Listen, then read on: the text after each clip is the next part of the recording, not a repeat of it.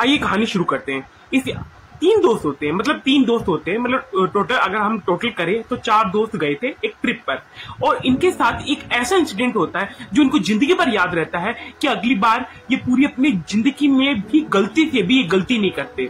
एक अनजान आदमी की सलाह मान ली जो इंट्रोडक्शन करवाता था।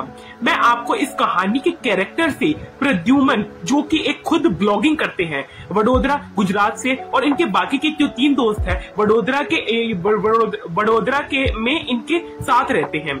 ये स्कूल टाइम के फ्रेंड्स और बहुत टाइम से ये लोग एक ट्रिप प्लान कर रहे थे। इनके बाकी दोस्तों में था राजू, चंदू और इनका चौथा दोस्त था अमरीश। इन चारों के अंदर अमरीश सबसे ज्यादा समझदार था। समझदार होने के साथ साथ एक रैकी हेलिंग प्रैक्टिशनर था। अब रैकी हेलिंग क्या है? जापान साइड में अगर हम जाएं तो जापान साइड में जहां पर इंसान अपनी एनर्जी के थ्रू, अपनी एनर्जी के चैनलाइज करके सामने वाले को हील कर सकता है, इस प्रकार की प्रक्रिया को इसको रैकिंग कहते हैं। और जो ये ऐसे लोग होते हैं कई बार मीडियम की तरह भी बिहेव कर सकते हैं, जो सुपर नेचुरल जो एंटिटीज से कनेक्ट कर सकते हैं या इनको सेंस कर सकते हैं। जो अमरीश के पास की छोटी मोटी पावर्स थी जिनकी वो प्रैक्टिस कर रहा था। यह जो घटना है इन लोगों के साथ हुई थी जून 2023 में, जब ये लोग घूमने का प्लान बनाते हैं। और ऐसे ही एक दिन वे बैठे होते, इन्होंने प्लानिंग की और इन्होंने डिसाइड करा कि यार हम लोग ना जयपुर और इसके आसपास का एरिया घूमने चलते हैं। करीबन 7 दिन का ट्रिप इन लोगों ने प्लान किया था। सैटरडे की नाइट को ये लोग वडोदरा से निकलकर ट्रेन में बैठकर और लेट नाइट ये लोग पहुंचे जयपुर। होटल वगैरह सब इनके पहले से ही बुक थे। तो जाकर उन्होंने होटल के अंदर रेस्ट किया। रेस्ट करके आराम से उठे और दिन में, और उसके बाद इन्होंने ऐसी आपस में जैसे छोटी मोटी बात नहीं होती, छोटी मोटी बात की और फिर उन्हें सोचा बोले कहाँ घूमने जाया जाए।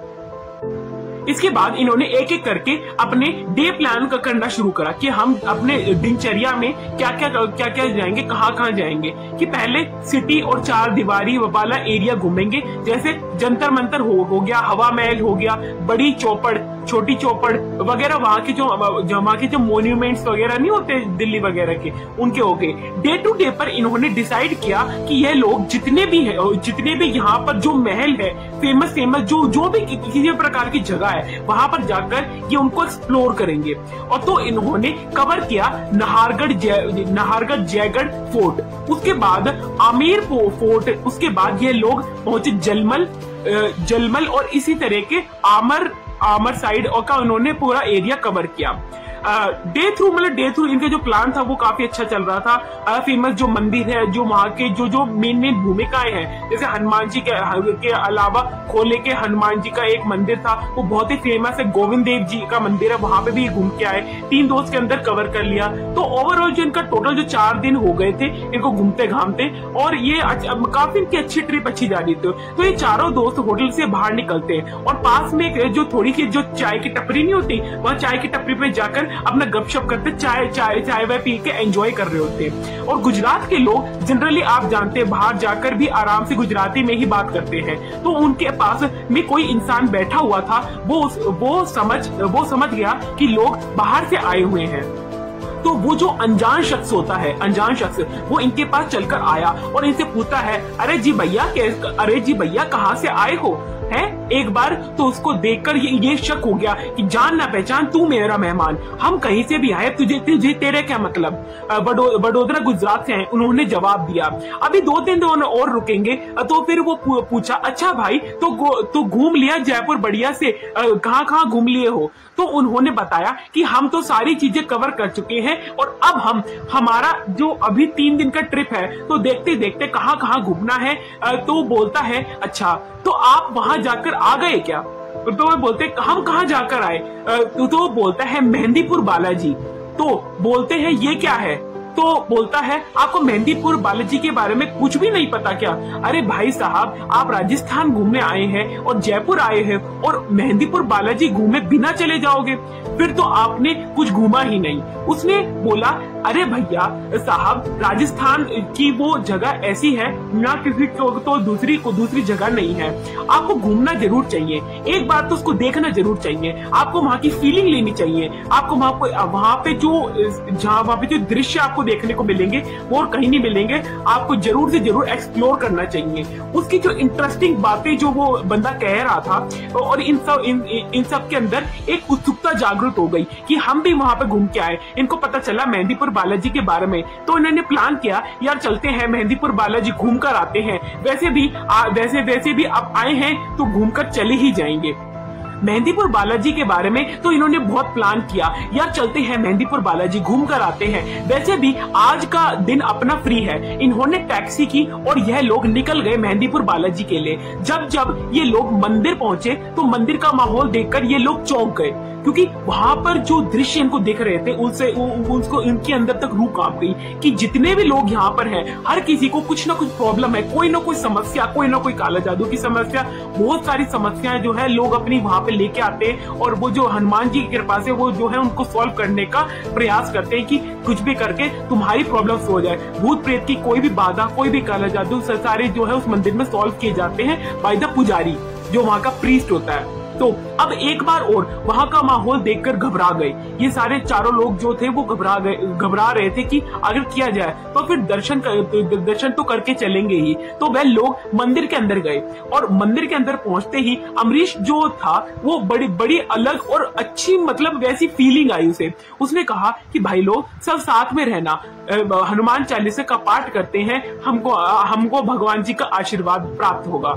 भाई तू पाठ कर ले। तो अपना हनुमान चालीसा का पाठ करने बैठ गया। बाकी के जो तीनों थे वो मंदिर को एक्सप्लोर करने चले जाते हैं। मंदिर की जो उनको खुजली ज्यादा थी कि मंदिर को एक्सप्लोर करें। तो प्रद्युम्न बोलता है कि भाई नेटवर्क नहीं आ रहा है, तो मैं थोड़ा आगे जाकर बात करके आता हूँ। तो प्रद्युम्न बोलता है अरे भाई यहाँ पे अकेले मत जाना, अकेले जाओगे तो हो सकता है कुछ गड़बड़ हो जाए। मैं और अमरीश तुम्हारा यहीं पर इंतजार करेंगे, तुम दोनों जाकर आओ, तुम दोनों साथ में जाओ और अपना एक दूसरे का जो है ख्याल रखना, आराम से बातचीत करके आ जाओ। फिर थोड़ी देर बाद अमरीश के हनुमान चालीसा का पाठ पूरा हो गया।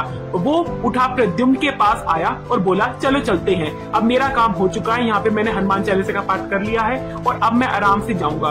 तो बोलता है वो राजू का फोन आया था तो वो बाहर चला गया, तो चंदू भी उसके साथ चला गया। इतना बोलते अमरीश जी, अब अमरीश जो है प्रद्युम्न ऊपर गुस्सा हो जाता है, बोले पागल हो गया है कि तुम लोगों को मैंने मना किया था कि अलग मत होना, सबको यहीं पर रहना था। पता नहीं मुझे ऐसा क्यों लग रहा है कि यहाँ पर कुछ ना कुछ बहुत बड़ी अनहोनी होने वाली है, और मैंने तुमको मना किया था फिर भी तुम नहीं माने मेरी बात। क्योंकि अमरीश और प्रद्युम्न बहुत क्लोज थे, और पहले भी अमरीश की जो कई प्रेडिक्शंस किए थे वो काफी हद तक जो है वो सही प्रेडिक्ट कर दिया करता था। प्रद्युम्न घबरा के बोलता है अरे यार अब मैं क्या करूं, उसका फोन आया था, नेटवर्क नहीं आ रहा था, थोड़ा था वो आगे चला गया, चलो उनको ढूंढ के लाते हैं। फिर ये दोनों उन दोनों को ढूंढने निकल पड़े, और थोड़ी दूर मंदिर के पास जाकर उनको राजू और चंदू दोनों दिखाई दिए। वहां पहुंचते ही अमरीश वापस से इन दोनों के ऊपर भड़क पड़ा, क्योंकि तुम लोगों का दिमाग खराब हो गया है क्या? मैंने तुमसे कहा था कि अपने साथ में रहना, हमारे साथ में रहना, तुम इधर उधर भटकते फिर रहे हो, कल को कुछ हो गया तो हमारी जिम्मेदारी, तुम हमारी जिम्मेदारी पे आए हो। फिर प्रद्युम्न ने अमरीश को शांत करा और बोला भाई अरे वो कुछ बोलना चाह रहे हैं, उनको भी तो बोलने दो। राजू तो कुछ बोल ही नहीं पा रहा है। तो चंदू बोलता है कि भाई अब राजू यहाँ फोन पर बात करने आया तो पीछे पीछे मैं भी उसके साथ आया और मैं खड़ा हुआ था। राजू फोन पर बात कर रहा था, जब वो फोन पर बात कर रहा था तो बिल्कुल तांत्रिक जैसा आदमी आया और उसने राजू के हाथ में एक मटकी राजू को ऐसे इशारा किया, ऐसे इशारा नहीं होता, ऐसे इशारा किया, उसे बुलाया और कि भैया एक बार ये मटकी पकड़ लो। राजू ने अपना फोन अपने साइड में रखा और उसको मटकी को पकड़ लिया, खड़ा होकर पकड़ लिया। यह देखते ही मैं फौरन उसके पास पहुंचा। मैंने बोला कि राजू अरे ये क्या कर रहा है, कि ये तेरे को मटकी पकड़ने को किसने बोला था? इसने इसने बोला कि मैं थक गया हूँ, एक बार आप 2 मिनट के लिए मेरी मटकी पकड़ लो।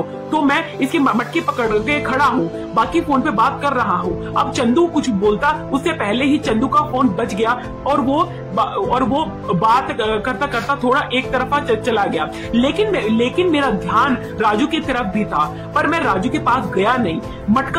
मटका जो था वो वहीं पे रखा था और हम लोग चलते चलते एक राजू ने जैसे ही मटका रखा और हम लोग घूमे तो देखा कि वह तांत्रिक जिसने वह मटका दिया था वो वहां पर था ही नहीं, वो वहां से गायब हो चुका था। उसको हमने चारों तरफ देखा, फिर भी उसको दोबारा घूमे तो वह मटका भी वहां से गायब था। अभी थोड़ी देर पहले वो आदमी और मटका जो दोनों हमारी आंखों के सामने थे वो अब पूरी तरह गायब हो चुके थे, हमको वो कहीं नहीं दिख रहे थे। अमरीश आपस में बात कर रहे थे तो थप्पड़ पकड़ते ही वो दोनों भी गुस्से में आ गए और तीनों दोस्तों के बीच बहुत भयंकर बहसबाजी हुई।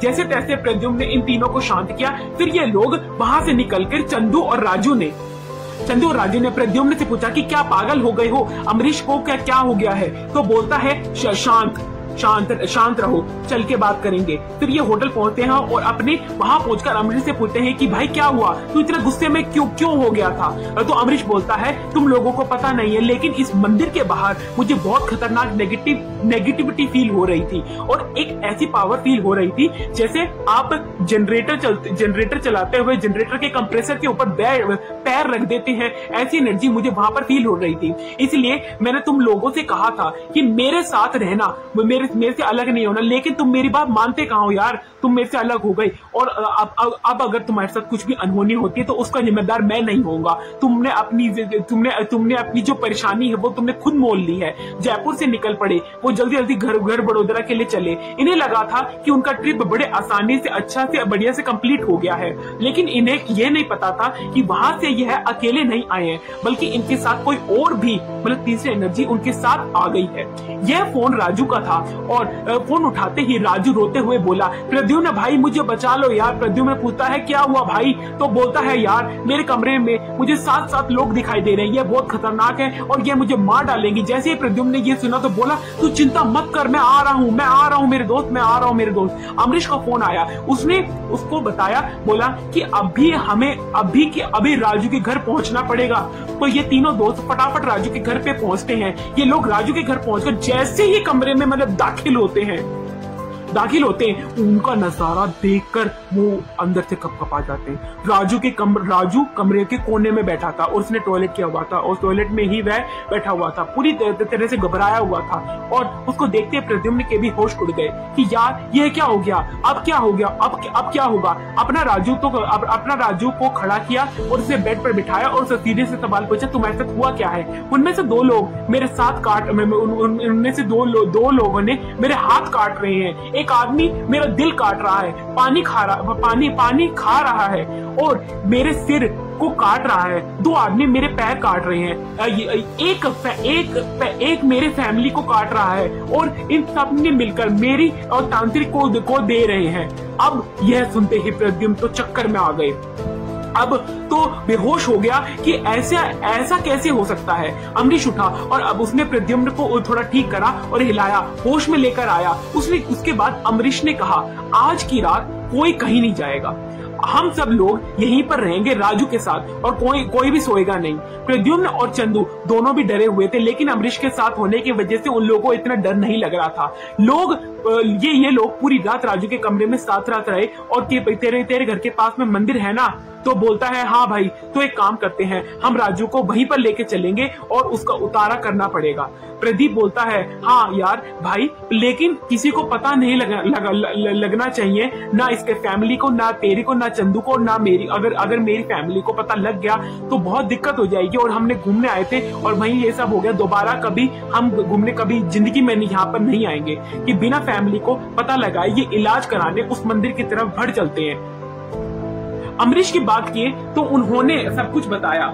फिर उसके बाद में जो पंडित जी थे वहां पे उन्होंने एक हवन किया। हवन करने के बाद उन्होंने एक ताबीज दिया और कहा कि इसको पहन लो और इसे गले से बिल्कुल भी मत उतारना, इसमें मैंने अपनी सिद्धियों से मंत्र भरे हैं और अब तुम्हें कुछ भी दिखाई नहीं देगा। और यह लोग संतुष्ट हो गए कि चलो यार बढ़िया, हमारा प्रॉब्लम जो है सॉल्व हो चुका है, अब हम अपने घर जाएंगे आराम से सो के अपना जो नींद हमारी जो बिगड़ी है वो आराम से सुधार लेंगे कि ये लोग मुझे मार ही डालेंगे। आज की रात तो ऐसा ही लग रहा था कि लोग मुझे मार ही डालेंगे। यह सुनते वापस से प्रद्युम्न का दिमाग खराब हो गया कि आज ही तो इलाज करवाया था और मतलब इलाज हुआ ही नहीं। उसके फटाफट से अमरीश और चंदू को फोन किया। ये लोग वापस से राजू के घर पहुंच गए और वहां जब ये पहुंचे तो इन्होंने देखा राजू बिल्कुल बेसुध अपने कमरे में पड़ा हुआ था। और अब इन्हें समझ में आ गया था कि इनके करने से कुछ भी नहीं होने वाला। पानी सर के ऊपर जा चुका है और अब इन्हें किसी तांत्रिक का सहारा लेना ही पड़ेगा। प्रद्युम्न दोनों के फैमिली वालों को अपने राजू के घर बुलाता, इकट्ठे होते हैं और उन्होंने फोन करके जल्द से जल्द बुलाते हैं। वो कहते हैं जल्द से जल्द आ जाओ क्योंकि यहाँ पे बहुत बड़ी प्रॉब्लम हो गई है, बहुत बड़ी समस्या हो गई है। हम मेहंदीपुर बालाजी गए थे, हम उसको सारी एक्सप्लेन करते हैं कि हम मेहंदीपुर बालाजी गए थे, वहां ऐसे तांत्रिक मिला था। तांत्रिक ने जो है मटका दिया था, इसने ये उठा के खड़ा था और उसको उठाने के कारण जो है इसके अंदर इसकी ऐसी हालत हो गई है, ये न चलने का रहा न गिरने का रहा। तुमने पहले ही हमने मना किया था अकेले घूमने जाने को। वो जो फैमिली वाले होते हैं उनको डांटने लगते। मैंने तुमको कितनी बार कहा था कि मत जाना, फिर भी तुम गए। अब भुगतो तुम, अब हम आते हैं, तुम जरा सब्र रखो। तो के साथ ट्रिप करने का सपना सिर्फ सपना ही रहेगा।